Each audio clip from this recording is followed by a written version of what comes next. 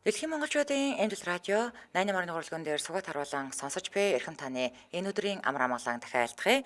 7 өдрийн даваагаас баасан гарагийн цаг мөчөөд радион 3 дугаар студиэс дөрөн зүгийн шуган нэвтрүүлэг маань шугах тусам нэгтгэл гэсэрээтээр шууд үрдэг. Яг одоо Улаанбаатар хотод 18 цаг 12 минут болсон. Өнөөдөр 2025 оны 3 дугаар сарын 18-ны мегмар гарагийн дөрөн зүгийн шуган нэвтрүүлэг эхэлж байна. Студид хөтлөгч Анжгаа гэрлээ. За найруулагчаар мөнх цэцгийн төвшин баярнаар айлтж байна. За дахин өрөө минь түргэе. За орой мэндийг дахин үргэе.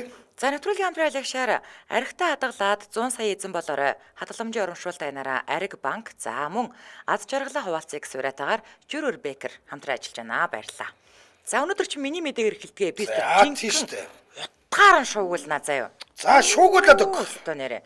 За эхний мэдээ бүр айгүй хөөрхөн айгүй гоё гэгээлэг мэдээ заяа. За манайхаа орж ирээд үзээр энэ үзүүштэй мэдээ шүү. Би Тайланд шуган хүрэх гэж байна. За Тайландын нэгэн гудамжны хогийг цэвэрлэдэг үйлчилгээний ажилтан манайхаар бол одоо нөө Түкийнхэн гэж ярьдаг шээ. За Оросын гудамжны гэрэл зурагчны дуранд өртчилдэ. За үнэхээр ч гэл үзэсгэлэнтэй охин байсан болохоор TikTok дээр яг энэ бичлэгэн заяа. Би сая орж үзлээ. 1.1 сая дагагчтай фотограф Семён гэдэг энэ нөхөр бүсгүн зургийг аваад бичлэгийг нь хийгээд TikTok дээр оруулсан чинь 2.5 сая хандлттай, 204 мянган лайктай, 5300 коммент аваад байна. За тэнгүүд энэ охиныг ингээд харахаар заяа. Одоо яг тэр нэг ингээд зургийг аваад ингээд дараад өгж байгаа байхгүй нөгөө залуу чинь. Тэнгүүд энийг зүгээр л ингээд инээмсгэлсэн чинь нэг юм хөршлөг бор царайтай мөртлөө ингээд яраасан цав цагаан шүттэй заа. Яг нөгөө нэг юм морин шүттэй гэж ярьдаг шүү дээ. Тэгээд нэг юм цэвэрхэн арьстай заа бүрстэ гүлчижсэн нэг юм хөөхөн охин байна. За хаа нэг Тайланд идсэн. Гялгар бор арьстай зүс царай нь хачин царайлаг энэ охины бичлэг интернетэд битүү дарахаж загвар өмсөвчөөр ажилтгүй маа гэхэд фото модель болох саналд бол дарагдаад байгаа юм байна. За Семён Резчков бүсгүйг Бангкокийн Яворот өргөн чөлөөнд арилаж байтан таарад зургийг нь аваад түргэн угаагчаар угаагаад бүсгүйд гэрэл зургийг нөхөхөд нэг хөөрхөн нэмсгэж байгаа нь бичлэг дээрээс бол харагдаж байгаа юм. За бичлэг дээр залуу ажлаа хичээнгүлэн хийж байгаа бүсгүй төрхийг хэд хэдэн удаа камер дээр дарж байгаа нь бол харагдаж байгаа. За зургийг нь өгөөд нэрийг нь асуухад мин гэж хариулж илээ. За царайлаг хөөрхөн даруухан бүсгийн төрөх Тайландда зүгээр л халуурл болж байна. За хүмүүс хөөрхөн сайхныг нь гайхахаас гадна загвар өмсгч болохыг шавдуулсан хүмүүс бол их байна. За брэндүүд санал тавихаас гадна энэ бичлэг тавилттай гэж бас хардах хүмүүс ч байна. Гэхдээ өөрийнх нь TikTok дээр ингээд даруухан постуудаа бүсгөх хүмүүс бол үгүй энэ жинхнээсээ үйлчилгээний ажилтнаар ажилдгаа гэж үзэж байгаа юм байна. За сэтгэгдлүүд нь инээмсэглэл нь яг л үлгэр домгийнх шиг юм аа. Ямар ч хөөрх юм, яасан ч царайлаг юм, ямар ч гоё шүдтэй юм. Үнэхээр үлгэрийн мэд үзэгсэн гоё юм аа гэсэн байна. За Тайланд хүмүүс угаасаа л царайлаг байдаг болохоор хуурамч энтер гэж хардаад байх шаардлага байхгүй шүү. Зүгээр л арилаа ээж яваа хөөрхөн охин байна. Бусдаар бол манайханд байдаг л царай шүү. Тайландчууднаас өнгөрөөд байна. Тайланд багийн орж ирээд өнгөрцсөн байл те. Орос залуу хандлт авах гээд Тайланд моделийг үйлчлэгч болгоод тоглуулчихсан юм шиг санагдаад байна да. Ийм хөөрхөн хүн одоо гудамж шүүрдлээ юу? Нэрээ юу? Боломжгүй үсттэй гэсэн байлээ.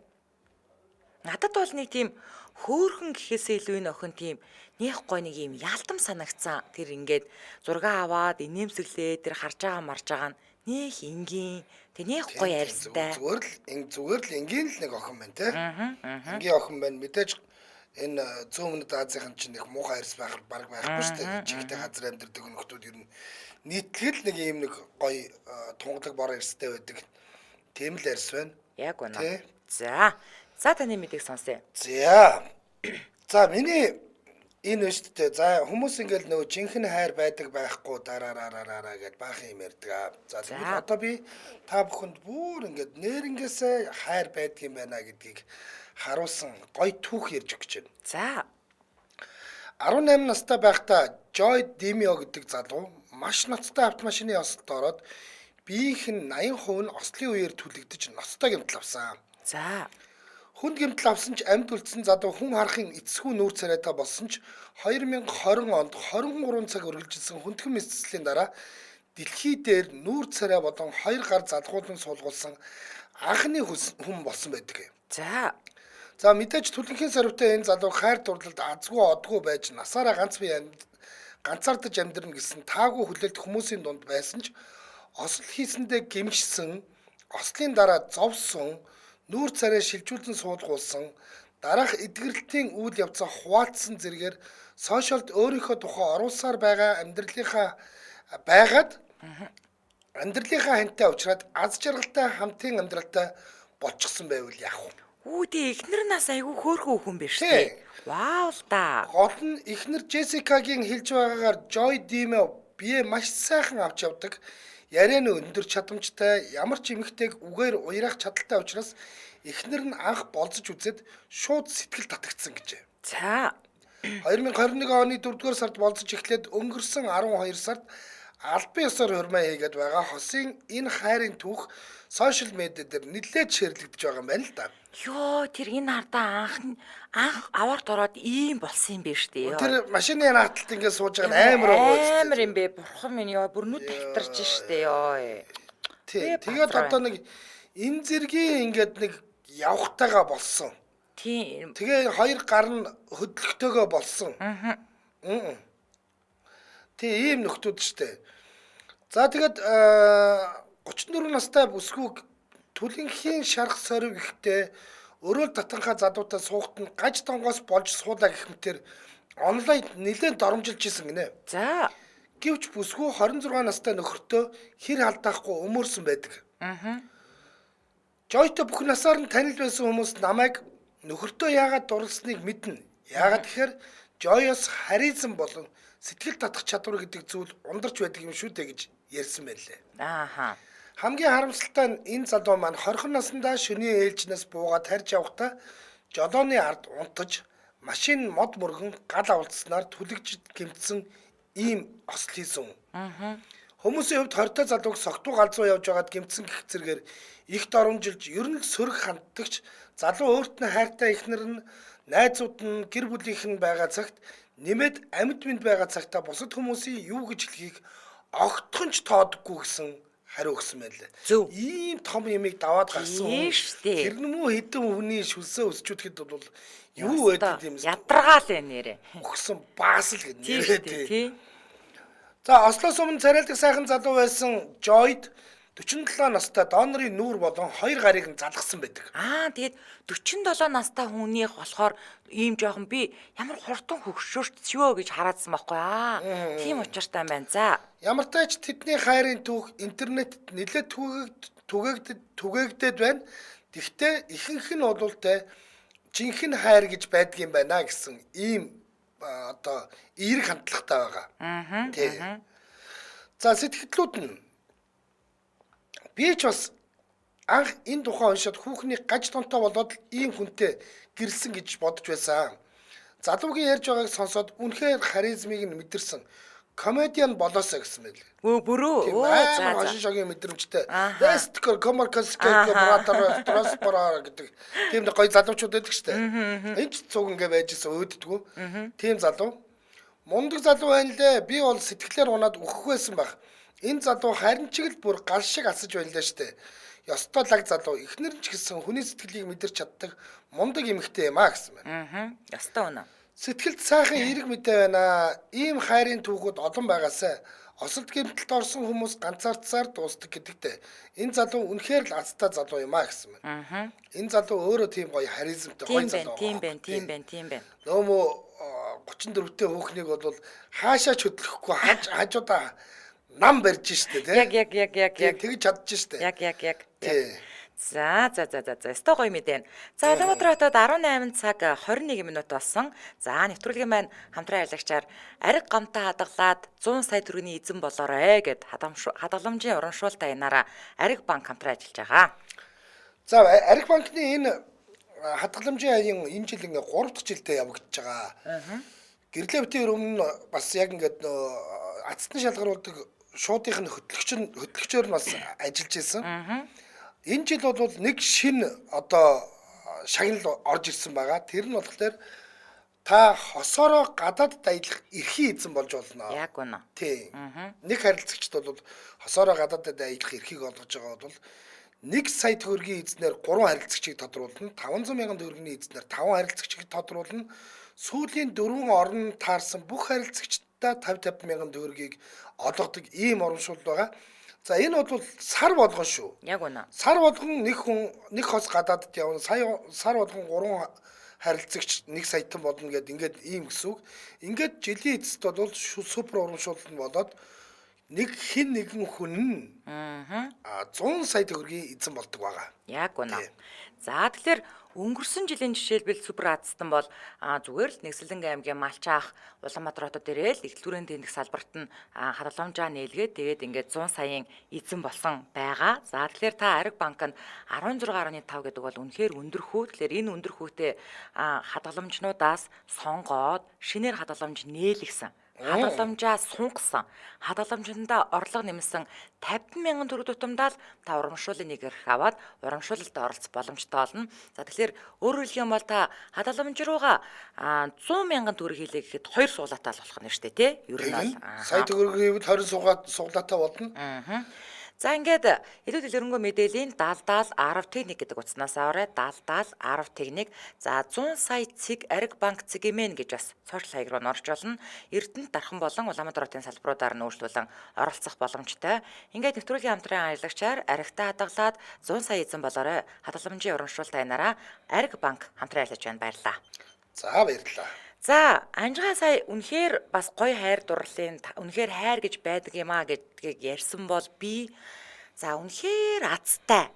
Тэгээ би бол ингээд хараад ингээд бүр нүд ингээд имтэрсэн ямар тэгээд дээрээс нь ямар мундаг залуу вэ гэж бахархсан. За үнэхээр азтай нэг залуугийн тухай мэдээлэл хүргэж байна. За ажлын байран дээрээ үйлдвэрлэлийн осолд орсон Америк нэгдсэн улсын иргэн Лорен Шауерс гэдэг залуугийн амьд гарсан азтай үнэхээр усуу хувьтай түүхийг хуваалцах гэж байна. Тэгээ одоо энэ нэг шар залуу байна тийм үү? Энэ höштэй те ийм залуухан хүн за. Тэгэл зүгээр ингээл цээжин биенээсээ доош ингээд юу ч байхгүй. Яана. Юу ч байхгүй. Тэгээд баруун гараас. Тэгээ амьд явж болох юм уу? Амьдраад байна. Тэгээд за би одоо уншиж үгээ заяа. Йоо үнэхээр мундаг. За энэ залуу маань 18 настай байхдаа сэрэт ачигч жолоодож явж байгаад жолоодлогоо алдаад ачигчтайгаа унахдаа биеийнхээ талыг алдсан буюу сэрэт ачигч нь зүгээр залуугийн биеийг тэн голоор нь түн гэл хоёр хуваацсан. Тастал унсан юм байна тийм. Яг кинон дээр гардаг шиг. 15 метрийн өндрөөс ачигчтайгаа унаж биеэ хоёр хуваалгасан залуу бүгсэн биеэ бол бүрэн алдаад зогсохгүй баруун гараас алдсан. Гэхдээ биенийхээ агсыг алдсан гэж амьдралд бууж өгөөгүй залуу энэ том ослоосоо эдгэрэх даван гарах үйл явцынхаа тухай ингээд хүмүүстэй хуваалцаж эхэлжээ.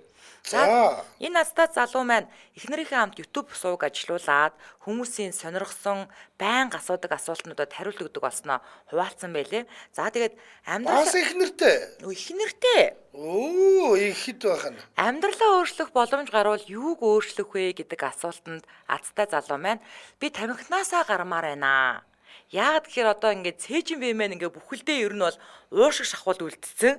Тэгээ одоо нийгэмд богиносоод байгаа амьдралаа би дахиад жаахан удаан үргэлжлүүлэхийн тулд тамхинасаа л гарчмаар байна гэж ярьсан ба. Бас гэрийнхэнтэйгээ сайхан харилцаж тэдэндээ уур бухимдлаа гаргалгүй илүү сайн хүн баймаар байна гэж ярьсан байлээ. За харин эхнэр нь нөхрөө асрах стресстэйгээ тэмцэхийн тулд байнга веб ашиглаад байгаагаасаа татгалзмаар байгаа гэж хариулсан байлээ. За зарим хүмүүсийн хувьд тамхи чамирхал эсвэл муу зуршил байдаг бол энэ залуугийн хувьд тамхинаас гарах нь амьдралыг нь арай жаахан удаан үргэлжлүүлэх гол түлхүүр болоод байгаа нь Лорен Шауерс гэдэг залуугийн тухай мэдээллийг бол нэлээд тараагаад байна. За хүмүүсийн хувьд дөрвөн мөчн бүрэн хэрнээл одоо амьдралдаа хайртай хандахгүй явдаг гэдгээ хэлээд энэ залууг хараад илүү хичээмээр санагцсан гэх мэт сэтгэлдлүүд бол маш их байна лээ. Тэгээд залуугийн хувьд дунджаар ахаад 11 жил амьдрах боломжтой гэж үзэж байгаа юм байна л да. Өөрөө болохоор яг ийм адил тохиолдолд ороод 24 жил амьдрсан хүний рекордыг давуулах хүсэлтэй байгаа гэж ярьсан байлээ. Тэгээ мэдээж хамаг эд эрхтнээ ахуулаад уушиг зүрхтэйгээ л үлдсэн залуугийн хувьд машины тусламжтайгаар л амин голоо зогоож байгаа ч гэсэн ямартаач бууж өгөх хүсэл бол байхгүй, харин ч амьдралд улам шунж, улам удаан амьдрмаар байна гэж ярьсан. Одоо ингээд бүр хүмүүсийг ийм харж ийн анжгаа ийм харин тийм би одоо хөөх юмтэй. Йоо, тэгээд Бичлэг нь гарч ирж шүү дээ. харин тийм тэгээд одоо наад чинь нэг ийм тэрэгэнцэр шиг ийм ингээд шууд ингээд цээжин ингээд залгацсан ийм юм дээр суугаад байгаа байхгүй юу? Тэгээд энэ залуугаар бол хүмүүс үнэхээр их бахархсан байлээ. Ер нь бол. Энэ хажууд зогсож байгаа нь бол ихнэр нь юм байна тийм үү? Тий, одоо сэтгэлдлүүд нь заяа. Мөн ээжтэйгээ муудалцчаад байсан юм аа. Энэ залуугийн яриаг сонсоод би өөрийгөө дэндүү баян хүн гэдгээ мэдсэн. Ээжээсээ шууд уушлалтгүйсэн. Баярлаа залуу минь гэсэн байна. Бид амьдралыг хэтэрхий дутуу үнэлдэг. Байнга л нэг хэвэндээ нэг ёсороо л байна гэж боддог. Гэвч үнэндээ тийм биш. Боломж бололцоонд багассан хүн амьдралыг илүү хайрладаг гэж л энэ шүү дээ гэсэн байна. Тамиг татдгүйч байнга веб хөхөстэй юм шиг л явж байдгаа болно. Ядчил энэ залуугийн төлөө болно. Харамсалтай юм а гэсэн мэлээ. Яа. Гүг зүгээр би зүгээр ингээд бодож байна те. Би энэ залуугийн оронд байсан бол амиа оролцсон баг. Тэ ингээд тэ хүн ингээд үлдсэн амьдралаа яг ингээд туулна муулна тэгээ тамхинаас гарна марна гэ бодлого зорилго тавиад энэ залуу шиг ийм ирч хүчтэй ийм амьдралын зорилготой байна гэдэг стол нөгөө нэг бид нар нөгөө зовлон үзээг үгүй л шинж байх. Хүн зовлон үзээд ирэхлээр ингээд тэ ингээд амьдралыг илүү их хайрлаж байгаа юм. Тэг хамгийн гол нь энэ хүн чинь залуу бах штэ. Залуу байхгүй хараад зав залуу. Тэгэхээр чинь бас өгчийч гэж бодохгүй л ах л та. Тэгэл цаашаа амьдрахыг л хүсэж шин. Тэг ихнэр инээ тэр эхнэртэйгээ ингээд цуг амьдраад эхнэр нь бас дэмжээд ингээ хоёулаа влог хийгээд ингээд бас болгоод байгаа юм байна тий. Тэгэхээр би зүгээр тэ ингээд үлдсэн хүн амьд үлдэнэ гэдэгт ч итгэхэд хэцүү байгаа. Харин тийм. Тэгээ би энэ залуугаар үнэхээр их бахархсан. Сто мундаг. Яа. Тэгэл одоо нэг юм кино мэнон дээрс чинь одоо юун дээр гардаг штэ нөгөө хин нөгөө нэг Forrest Gump дээр нөгөө нэг дарга нь чи намайг яах гэж ингээ аварсан. Тэгээд даргач нь бол хөлөөрөө штэ. Тийм. Гэхдээ л бас л тий. Тэгээд зүйлдээ бас цоглол амьдралтай да. Гэхдээ ер нь бол ив ирүүл сав сарвал байсан хүний үед нэг ингээд ийм хүний тал болчихно гэдэг чинь яг энэ байгаа зү. Тэгэхээр чинь сэтгэл зүйн хувьд ч гэсэндээ ямар л ойлог авах. Тэгэхэд энэ залуу бол хайггүй мундаг байгаа байхгүй. Тэр нөгөө богон зам дээр унтчихдаг шалгалсан хүүр байна штэ. Тий. Тэр чин дайруулсан бол энээс дорлон юм болно штэ. Тэгээ хуваагаад тавьчих штэ. Тий. Тэгээд махны машин шиг өвкэ ичин тийм ээ. Амар. Йоо. За. За нэвтрүүлгийн нэмжээрлэгт танилцуулаад өргөжлүүлье. Улаанбаатар хотод 18 цаг 30 минут болсон. Нэвтрүүлгийн маань дэмжээ арлагчаар Little Venice их дэлгүүр дэмжиж ажиллаж байна. За Little Venice их дэлгүүр 2025 оны 4-р сарын 25-ны Баасан гарагт Grand Opening том нээлттэй хийх гэж байгаатай холбогдуулан 10 талбай дээр орох хувцсны брэндүүдийг дарь хөшөө Шалгаруулж байна. За Италийн Венец хотод байгаа мэт тансаг дэлгүүрт өөрийн бараа бүтээгдэхүүн брэндээ байршуулахыг хүсвэл Michel City дээр очиорой. За утас нь 8888 45 99 55 33.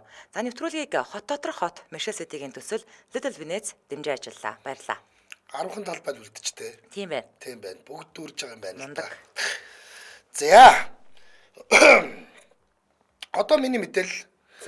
За энэ өштэй ёстой одоо юу гэдгийг бид нар ингээд нэг цаазын ял байх ёстой байхсгүй гэж хэрэлдээл байдаг те.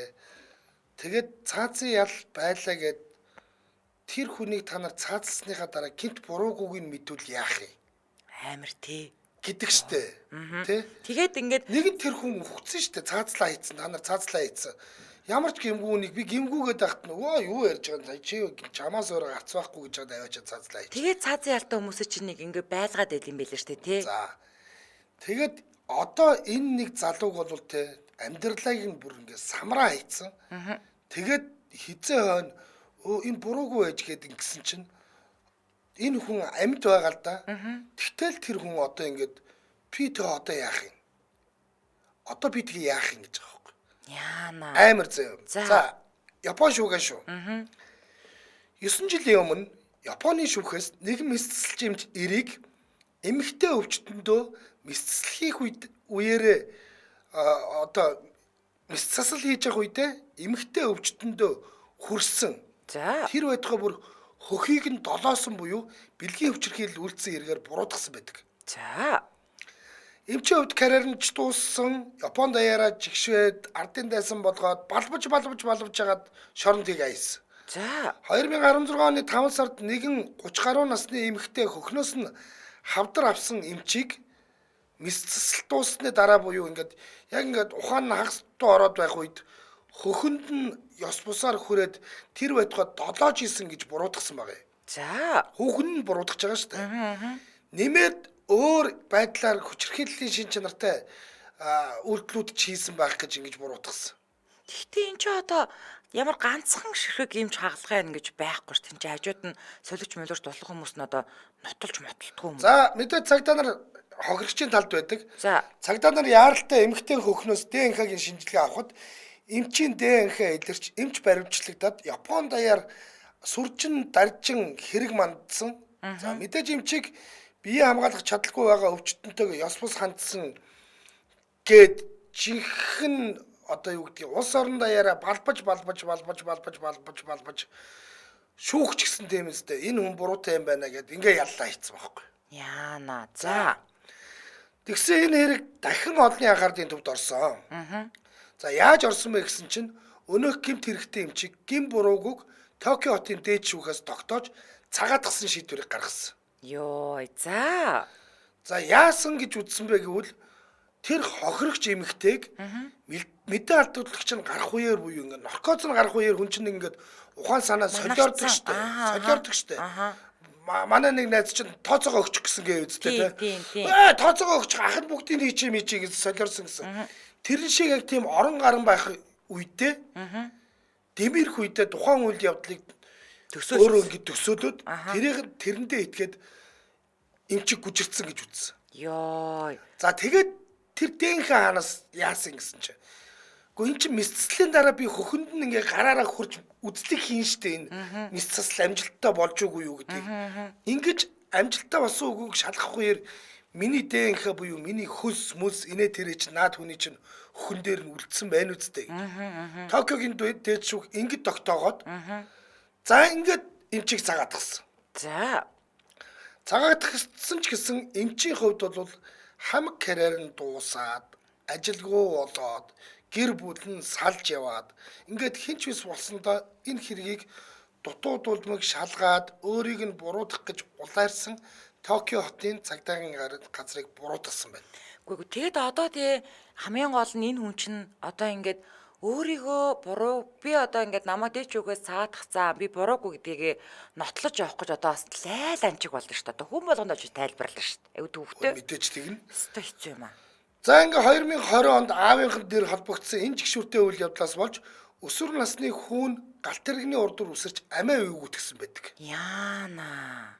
Зүгээр л нэгтэй ингээд гэр бүлийг бүр самраа хийцэн юм шиг. Тийм. Ингээ ямар тач Японд даяар эмчийг цагаатгасны дараа хүмүүс хууль хяналтын байгууллагынхныг одоо нөгөө түрүү нөгөө эмчийг балбаж шоронд хийсэн гарууд чи одоо хууль хяналтын байгууллагынхныгаа балбаад эхэлсэн байна. Тэгээ штэ. Тий. Тэгэхээр одоо бид нар ингээл ингээ сэтгэл хөдлөөрөө те энийг ч чадлан тэрийг ч чадлан тэрийг ч дүүж энийг ч цаалцгээд тий гэд ингэж идэг. Үгүй те гин буруутай гэдгийг нь баараггүй тогтоосон үед тэр хүнийг ялчих хэрэгтэй байхгүй юу? Яг үнэ. Тэгхгүйгээр те ингээд ийм юм болдгоо. За яах вэ? Би тэгээд ингээд янз янзын юм ярмаар л байна л та. Тэгэхдээ одоо жишээлбэл ингээд юм л та. Утилитаризмын онол гэж нэг онол байдаг юм. За тэр онол ёсоор бол те ишээ явахлаар 8 хүн өгөх гээд ишээ явах гээд нэг хүн өгөх гээд ивэл нэг хүнээ дээр. Чиний зөв гэж үздэг байхгүй юу? Тэ? Ийм тохиолдлууд байдаг. Тэгээ яг уу Кантмантын онолтой нэг хэсэг заргалдаал те. Тэгээд эн чинь ингээд нэг үгээр бол те ингээд хохирол баг гаргахын тулд аль баг хохирлыг ингээд туулахаас өөр аргагүй болно гэсэн үг байхгүй юу? ойлгож байна. Ийм нөхцөл байдлыг одоо зөвөр үнэлээд тэр хамгийн бага хохирлыг нь давж гарч байгаа энэ тохиолдлыг бол наад хүний чинь зөв гэж үздэг онолыг утилитаризмын онол гэдэг байгаа. Тэгэд энэ шиг ийм юм бас ингээд хүний амьдрал тохиолдсон шүү дээ энэ чинь. Зайлшгүй бидний одоо биднээс үл хамаарах ийм тохиолдлууд бол гарч идэг. Тэнгүүд тэр мэрийг ингээд те бодож үзэхгүйгээр зүгээр л те ингээд нэг удаагийн өөрийнхөө чихэнд ирсэн нэг удаагийн өөрийнхөө уншсан юм дээр ингээд нэг дүгнэлт хийгээд тэрийг үнэн зөв гэж бодоод хорвоогийн туйлын үнэн гэж бодоод тэгээд нэг хамтныг ингээд бид нар фэйсбүүк дээр балбаад алчдаг штэ. Тийм. Тэгэхээ болооч л гэж байгаа. Сэтгэлдлүүд нь. За. Ямар тэнэг хэрэг вэ? Мэслийн өрөөнд нь камер байдаггүй юм уу? Харин тийм. Үнэхээр харамсалтай юм аа гэсэн. Гайхаад ах юм. Токиогийн дээд шүүх одоо хөнгөн гомоо шийдвэр гаргамааргүй юм аа. Тэр хүүхдийн энэ хүний амьдрал бүрэн сүрчээ. Нэг мэдрэл муутай хүүхнээс болж тэр хүүхэнтэй хариуцлага тооцмоор юм. Тэр хүүхэн хөөрхийн амт бас эди бүди байсан шүү. Тийм ээ. Тэр хүүхэнд бас хариуцлага тооцоход ивгүй. Харин Тэгэл тэг ингээл намайг ингээл нэг сэрхийн алдад наад эмч чи миний хөхийг долоож исэн шүү гэж. Тэгэл яг хаширт бол тэр нь ингээд боддоор баг ингээд 3D кино шиг л харагдсан байгаа шүү дээ. Тий. Бас хэцүү тий. Харин тийм. За эмч залуу их л юм үзсний цагаадчтай, цагаадаад шаахав тий. Хүүн босоод ирэхгүйгээс хойш сэтгэл өвдчлөө гэж. Би бол зүгээр энэ бидэг уншаад зүгээр бүр ингээд имтэрчлээ. Нэрэ харин тийм. Үнэхээр имтэрчлээ. Өстой хэцүү юм байна нэрэ. Би ч одоо наркозноос босч ирэхдээ уйлж босч ирсэн штэ бүр ингээд ихэр татаж уйлаад нэг хүндэл ингээд бижигтэй их гомдсон юм шиг л ихэр татаж уйлж босч ирсэн штэ. Тэгээд ер нь угаасаа наркозноос гарахад хүмүүс янз бүрийн л характер гаргадаг. Агсан мөн бол агсмаа тавьж босч ирдэг гэж байгаа тий. Тэнгүү тэр наркозноос гарч байгаа процессор нь ингээд дүгнэлт хийгээд хүний нэг хүний амьдралыг ингээд тэр чигтэн самраад эхнэрчгүй, гэр бүлчгүй, эцэст нь бүр хүүхдээ алдсан ба штэ тий. Ямар ойлог байх вэ нэрэ? Ажил төрүүлчихүү тий. За ястай харамсалтай мэд байна. За Улаанбаатар хотод 18 цаг 39 минут болсон нэвтрүүлгийн хамтраалагчаар аз жаргалаа хуваалцыг сураатаар Жүрүр Бэкери хамтран ажиллаж байна. Ямар гоё өрөө-мөрөөтэй юм бэ ингээ. Айгу хүнд байсан чи аз жаргалаа хуваалцсан идэр гээд. За ингэж байгаа маань 3 сарын 18-ны өдрийг манай монголчууд зөвхөн цэргийн баяр ус эрчүүдийн баяр хэмээн тэмдэглэж аав, ах, дүүс, эр нөхрүүдэд баярлуулдаг. Эрчүүд нийтээрээ тэмдэглэдэг болж байгаа ийм одоо гоё баяр болсон. Жүрүүрээс энэ жил цэргийн баярт зориулаад 3 загвар гаргасан. Гэхдээ та бүхэн хүссэн загвараараа захиалга өгөн авах бас боломжтой гинэ. За сая манай охин надад тоор тавьж өгсөн. Би бол ингээл ярьж байгаа та өөрөө ярьчих. Би нөгөө нэг постлцсон л доо тэгтээ Facebook дээр аавда хайртай мартай гэсэн юм лавдаад мад гэсэн. Би ч ингээд нэг торт морт идтгүү тэрэнд нэг ингээд шундгуу хүнжгсэн. Охин маань тэ ингээд барьж хурж ирээд ааваа хайртай шүүгээд өгөнгүүд би ч баг илмэрлээ штэ. За наадах чинь харин яг энэ 3 тортных нь нэг нь аахгүй юу? За дахиад нэг нь болохоор зэрэг 2 пив ингээд тулалдуулаад төлөө гэсэн байгаа заяа. 3 дахь нь болохоор бүр ака макатай акад 47 одоо эр цэргийн баярын минь түргий гэсэн ийм 3 бялуу байгаа. За тэгээд одоо бас ч гэж цаг оройтойгоо байна. Манайхан бас ажлын өдөр учраас арилаа тараад хайртай ханаа, за хайртай аавда, үүдөө, хүүдээ бас өсгөж үтэн байна. Яарч очиж байгаа байх. Тэгээд жаахан очортой байж бас магадгүй л юм. Гэхдээ л ямар ч байсан нэг ийм гоё бялуу аваад очих цаг бол биднэрт байна шүү. Улаанбаатар хоттой яар эднийх чинь Улаанбаатар хот болгон орон нутагт нийтдээ 36 салбартай. За түүнээс гадна эдний бүтээгдэхүүнүүд бол бас сүлжээ дэлгүүрүүдээр супермаркетуудаар зарагдчихэдэг учраас бас хаанаас нь ч очиод авах болцоо бол байгаа гэж найдаж байна. За тэгэхээр та хэдүүд элэрэнгүү мэдээллийн байна уу байхгүй юу гэдгийг 70 55 55 гэдэг утаснаас яг одоо асуугаарай. 70 55 55 эсвэл Жүрүр Бэкери гээд гэрэл ярьж үтсэн болон латинаар бичсэн болно. Сошиал хаяг руу н орчих. За ингээд нэвтрүүлгийн хамтран ажиллагчаар аз жаргалаа хуваалцыг сураатаар Жүрүр Бэкери хамтран ажиллаж байна. Баярлалаа. За баярлалаа. За би одоо нэг айгүй өрөвдмөр мэдээ хүргэх гэж байна. За Тайланд ер нь өнөөдөр их шуугантай байна. Тэгэхээр энэ үйл явдал бол 2 хоногийн өмнө болсон. Гэхдээ одоо Тайландын сошиал дээр хандив аян өрнөө зүгээр сүйд олчин цаанчаа. 3 дугаар сарын 16-ны өдөр буюу уржигдар цагдаагийн байгууллагад нэг эмэгтэйг амиа хорлох гэж магадгүй гэсэн тийм дуудлага ирж гинэ. За ингээд цагдаа нар тухайн дуудлага өгсөн газар очисон чинь нэрэж нэг эмэгтэй голын иргэд авах юм далангийн давцсан дээр сууж исэн юм байна. За энд ийм нэг спортын жерси шиг ч юм уу мөсцсөн мөн үү? Мөн. Одоо яг энэ одоо сууж штэ. За бүсгүйг цагдаа нар татаж авахд бүсгүй бүр ингээд ихэр татаж уйлаад бүр сүйд болж. За мэдээж яасан ямар учраас ийм юм болов гэж асуу шалгаатал амьдрал зөвхөрсөндөө бампакон голын далан руу унаж өгье гэж бодсон гэж хэлсэн байгаа. Тэгээд ингээд яагаад зөвхөрсөн яав гэтэл бүр өрөвдөлтэй ярьж байгаа юм заяа. Зүгээр л нэг сэтгэлээр унсандаа өхий гэсэн сэтгэл хөдлөлөөр бол шийдээгүй. За харин харуулт өгсөн нөхрөө тижээж чадгаа байгаад харавалттай нөхөр нь зөлбөн нохоотой хоолыг нь булаацалдаад идэж байгааг хараад үхмээр санагцсан гэд 54 настай нэмэгтэй мэдүүлэг өгсөн байна. Ямар За өөрөө уг нь бол штэ нөгөө эдгээр чинь мотоциклийн такси үйлчилгээ гэж байдэн штэ. За ийм такси үйлчилгээ эрхэлдэгч нөхрөө асарна, нэмээд ажиллаа хийн гэд ер нь бол нөгөө цаг нь хөрөлцдөг болохоор хоногийн хоолгүй хоноод сүлдө өвчтөө нөхрийгөө үлсгөөд сэтгэлээр унсандаа үхэх гээд сууж байсан л тэр юм байл та. Гол нь нөгөө нэг амжиргаагийн залгуулдаг мотоциклийн им авах гээд тавьсан өрнийх нь барьцаанд хурааж авсан чинь ийм хүнд байдалд орсон юм байна. Уул нэг хоногийн хоолны мөнгөд тэрнийг мөн мотоциклороо зулгаагаад идэг байсан. Тийм байна. За энэ үйл явдал сошиал дээр шеэрлэгдснээр хүмүүс нагц тогтсон хоёрт туслах хандив айныг бол өрнүүлж эхэлсэн. За хотынхан сүмээс гадна хүмүүсийн тусламжаар 120 мянган баат буюу Монгол мөнгөөр нэг 12 сая орчим төгрөг цугларсан. За сэтгэгдлүүд нь бол ёстол цөхөрч туйлдатлаа зовжээ. Ямар буянтай үнэн дуудлага өгөө цагдаад те. Тэгийг бол одоо өгнө нь бүр үлбэрч байхгүй юу гэсэн байна. Цагдаа нар яаралтай ирсэнд баярлаа. Бас энэ тухайн анх сошиал дээр бичсэн хүнд тусламж өгсөн хүмүүст ч баярлаа. Сайхан сэтгэлтэй та бүгдээр би бахархаж байна гэсэн байна. Хүний нас гүйцээгүй бол явдггүй гэж эндээ өч төчнөө юм үзэх, цаашид сайхан амьдрах буянтай хүн юм байлгүй дээ гэсэн байна. Тэгэд энэ хүн одоо ингээд үнэхээр аргаа барж штэ цөхөрж ин те одоо нөхрийнхөө аль мууг үзэж хармааргүй байна. Тэгээ гол руу үсрэх хичээлээ штэ. Нөгөө энэ хардаа зөндөө юм цугларч чийдэж гоёхоос идэх юм. За одоо аштай бол нөгөө нэг 120 мянган баатаас ахаад мотоциклийнхаа таксиныхаа мотоциклийг авчих байлгүй тийм ээ. Тийштэй. Гэх мэт ингээд амьдрал одоо бол энэ хоёр бол гэрэлтэй болчлоо штэ. Тэгээ олонний дэм гэж юм сайхан л та. Яг байна. Тэгэд энэ хүнтэй за одоо би ингээд нөхөртөөч тусалж чадахгүй юм байна. Тэр хүний зовж өгөхийг харж ахаар өөрөө төрүүлээ явчихъя гэж бодлоо шүү дээ. Тийм шүү дээ. Бүр ингээд үнэхээр туйлдсан байгаа байхгүй тий. Одоо бүр аргаан барж шүү дээ тий. За одоо ингээд ямар л олиг байх вэ? Нөхөр нь ингээд тэнд өвчт харавлцсан. Дээрээс нь зөлбөн нохоотой хоолоо булаацалдаж идээд ахаар ч одоо ямар ч хүний одоо үр өмтөр нэцтэй тий. Харин тий. За тэгээд ингээд нэг юм мотоциклтайгаа ээш тийшээ нэг юм салгалаад нэг хоолны мөнгө бол хүрээл ирэхэд нөгөөх хүн өссөн тэнд золбин нохоотой хоол булаацалтал байж идэг байлгүй дээ. Тийм шүү дээ. Тий хажууд нь багт нь ч арайч тэгдэхгүй л байлгүй. Харин тий. За таны мэдийг сонсоё. За.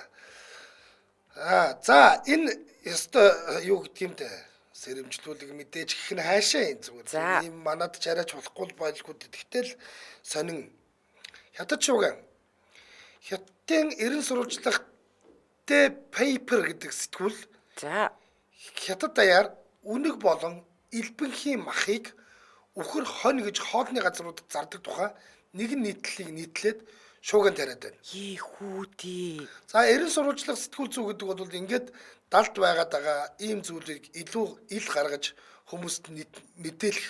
Гэхдээ үнэн зөв баталгаатай мэдээлэл болгож иж цацдаг байгаа. Хятадын арьс үнэт хэдлэл үйлдвэрлэдэг Tanshan, Hebei, Weipon, Shandong гэд зэрэг муж нутгуудад үнэг элбэнхийн арьсын хэдлэлийг түлхүү үйлдвэрлэн гаргадаг. Тэр ч утгаараа энэ амьтдын нядалгаа их явагддаг гэсэн үг. За. Тэгсэн өнөөх өслөг хэдлийн үйлдвэрүүд нь амьтдын сэг зэмийг хоолны газруудад хямд борлуулад хоолны газрууд нь орон даяар шулсан махыг нь үхэр хоньны мах гэж борлуулдаг түгээдэг байсан гэж энэ нийтлэлээр бичсэн байна. Бүр сүлжээ үүсгэсэн байна штэ.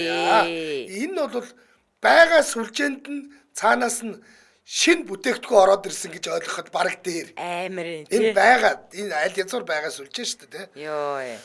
Ядахад үнэг элбэнхийн махыг амталж бэлдсэний дараа хөлдөөсөн байдлаар нь зардаг байсан учраас хүмүүс идж хэрэглэхдээ ялгааг нь тэр бүр олж мэдэх боломжгүй байсан тухай The Paper гэдэг энэ сэтгүүл бичсэн.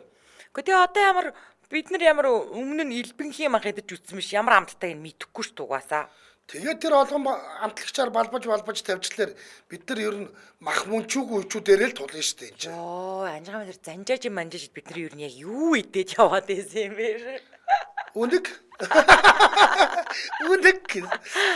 За ядахад өслөг эдлэлд арьсыг нь ашиглах амьтдыг үржүүлэхдээ ашигладаг гормон болон энэ амьтдын маханд байдаг патиконы хэмжээ хүний биед аюултай тооцогддог юм байна. За За эрүүл ахуйн шаардлага хангаагүй арьс үслэг эдлийн үйлдвэрт нядалсан малыг хүнсэнд хэрэглэхийг хуулиар хориглодогч нүхс сүв цоргоог нь ашигласан 3-аас 3.5 кг жинтэйг нь 20 он буюу 10,000 төгрөг хүрэхтэй үгүйтэй мөнгөөр зарж байсан гинэ. За.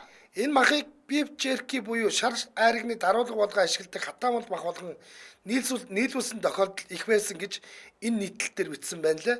Нэн ялангуяа амьтдыг их нядалдаг 11-12 сард хуурамч махны наймаа их итгэвчдэг юм байна. За энэ өштэй зүгээр энэ үйлдвэрийн боссууд яг ингээд хариуцлагатай хүмүүс нь бол энийг мэдэхгүй байгаа. Энэ доор нь нөхдүүд гаргадаг нөхдүүд байж байгаа байхгүй юу? Бас яг тийм баах тий. Ер нь амар нь тэгдэг. Аха. Одоо юу гэдгийг ингээд тэртээ тэргүй хангалттай өслөг эдлийн бизнесээс мөнгө олж байгаа нөхдүүд тэр нэг 10,000 yen буюу 20 оны төлөө ингэж нэр хүндэд золих юм хийхгүй л дээ. Тийм бах. Хизээд чихгүй байхгүй. Тэнгүүд тэнд нь юм гаргадаг хэдэн нөхдүүд тэрийг нь цаашаа аваачаад нөгөө нөхдүүд рүү шахдаг хэдэн нөхдүүд байгаад болох юм байна өвгөө зүгээр ингээд гулгуулчих хийгээл. Яг тэгсэн. Ингэж л хийгдэж байгаа л да. Ер нь бол нэг иймэрхүү байдалтай л явдаг л юм байлээ л дээ. За сэтгэлдлүүд нь. За. Хөөх энд тэнд хоол идвэл амталсан махыг ялгахгүй юм байна штэ. Сонсоход л амар байна. За эдээд өнгөрлөө гэхэд өвчин тусвал яах юм бэ гэсэн. Энэ тэр ингэсэн байгаа байхгүй тэр амтын махад энэ амттын маханд байдаг батиконы хэмжээ нь бол хүний биед аюултай тооцогддог. Дээр нь энэ арьс усыг нь ашиглах амьтдыг үржүүлэхдээ ашигладаг тэр гормон бас болохгүй гэдэг байгаа байхгүй. За тэгэнгүүт одоо бид нар тэр мэрийг бол яагаад ч амтлаад ялгахгүй шүү. Тийм штэ. Зүгээр л уншиж байхад амар санагдлаа. Тэр олон сэг зэмийг нь амтлаад хэдэн 10,000 хүн юу ч мэдэхгүй идсэн гэд бодохоор амар юм аа. Үсийг л авна үсттэй нэмээд махыг нь зарна гэн шунал багтахгүй юм да гэж. Миний ойлгож байгаагаар яг л тиймэрхүү л явдал болж байгаа. Яагаад нөгөө нэг ингэдэг нэг юм кордон цаасаар мах хийгээд тэгээд тэрнгүүр мантун бууцыгээд зарж исэн марж исэн гэл нэлээд дээр үе нэг том шоугаа явсан шүү дээ. Тэгээд тэрэн тэгсэн чинь юуны нөхдүүд нь мдэггүй байсан. Яг боссууд нь. Яг нөгөө нэг рестораны боссууд нь юу яриад байгаа бид нар энэ чинь хангалттай л махыг аваад өгдөг. Тэнгүүд аваргууд нөгөө нэг өдөрт 100 бууз хийх хэрэгтэй бол те голдон жоохон кордон цаас хийгээд наангууд нөгөөд чинь 120 бууз болчих шүү дээ. 20 буузны мөнгө нь өөрсдөд нь ирдэг. Тэгэл яваад исэн байгаа байхгүй. Яг тэр шиг л юм болж их магадaltaй юм л гэж бодож байна. Яг үнэ. Тий. За. За энэ үрээд 2025 оны 3 дугаар сарын 18-ны Мягмар гарагийн дөрөн зүгийн шугам нэвтрүүлэг радион 3 дугаар студиэс шуугах тусам нягтлах суурайтаагаар шууд хүрээд өндөрлөж байна. За нэвтрүүлгийн хамтран аялагчаар аз жаргалаа хуваалцыг суурайтаагаар Жүр Бекер за мөн аригтай хадгалаад 100 сая эзэн болоорой хадгаламжийн урамшуул тайнараа Ариг банк хамтран ажиллаа баярлалаа. За баярлалаа Анжгаа. За баярлалаа. За тэгээд би бас өнөөдөр ирчүүдтэй өглөө хүүчмтүүдээс ахуулаад баярын минь түргсээр ирсэн тэгээд нэвтрүүлгийнхаа төгсгөлд өнөөдөр ингээд Анжгаа хоёрын эфир дуусаж байна. Тэгээд буянтай ээжтэй бол бурхны дайтай өрнө. Ухаан тандаа бол үүрдийн сайн түшгэн. Ирвэхэ бяцхан үрстэй игнэгт хүндтэй эцгэн их орондоо харна. Энгийн нэгэн цэрэг бүх ирчүүдтэй цэргийн баярын мэндийг хүргээд нэвтрүүлгийн өндөрлөё. За сайхан баярлалаа Анжгаа минь. За баярлалаа бүгдээрээ сайхан баярлалаа. Ирчүүд маань сайхан баярлалаа. Тунгаа сайхан тааруулаарай. За өргөжлөл хэрхэн сонсогч та загварынхэнд явдаг радио мэдээгээ үлээ авч сонстой дараа 225 нэвтрүүлгийнхаа шинэхэн дугаарыг хүлээн авч үзэж сонсоорой. Дэлхийн монголчуудын Angel Radio 88.3